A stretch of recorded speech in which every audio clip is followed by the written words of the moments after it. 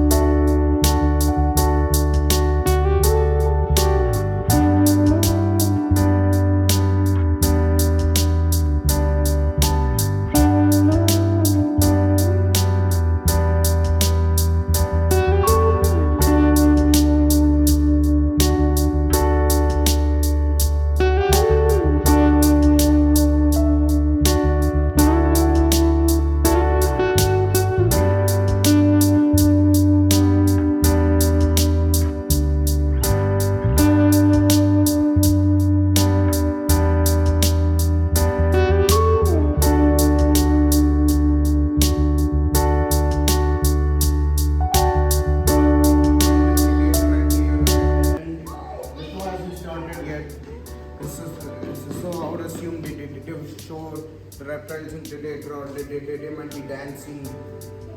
Yeah, they might be like.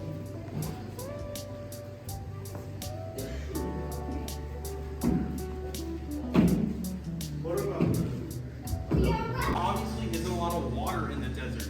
Now, this is why they actually do not drink any water. They get all the water that they need from the leaves and the seeds that they eat. They are omnivorous. They can eat bugs. They don't really like to. They generally stick to the leaves and the seeds.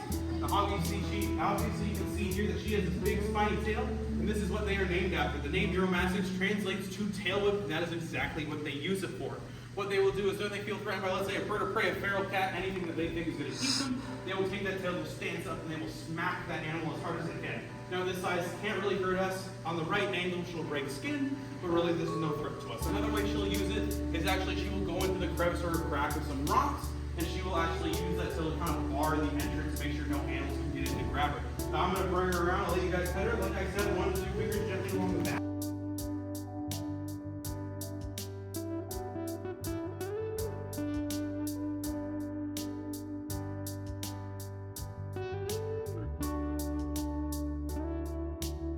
Down, all right?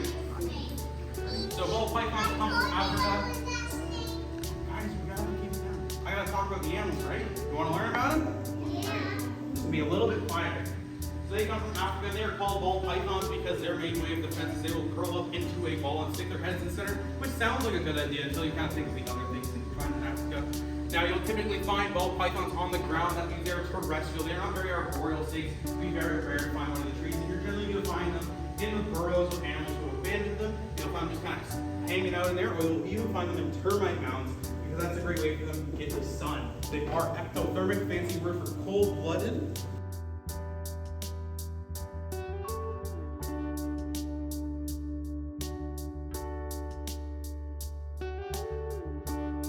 Snapping turtle. Alligator snapping turtles come from Louisiana as well as Florida. And like I said, one of the largest bite forces in the animal kingdom. Now, hatched around here is actually a fairly young alligator snapping turtle, and they're also called alligator snapping turtles because of these 3 rows of scutes on their back. They kind of look like an alligator's scales. Now, what they will do when they are hunting, you can see if he ever opens his mouth, maybe he was doing when I was holding him, he has this little worm in his mouth. What that is his tongue. So what he will do with that, stop. Now what he will do with that tongue is he will actually sit at the bottom of the mercury lake, kind of submerge himself, and wiggle that tongue around with his mouth open, wait for a little fish, or even a turtle, or even a duck to come by. When they go for that worm, that's not a real worm, they are going to chomp down and bite that animal. Now you can see, he's not a big fan of being out of the water, being moving around. So that's why I have to stay behind him.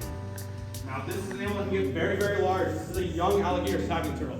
They are the 2nd largest freshwater turtle in the world. They can get around 200 pounds, over 100 years old. And like I said, bite force up to 2,000 pounds per square inch. Very cool animal. Does anyone have any questions about our alligator snapping turtle?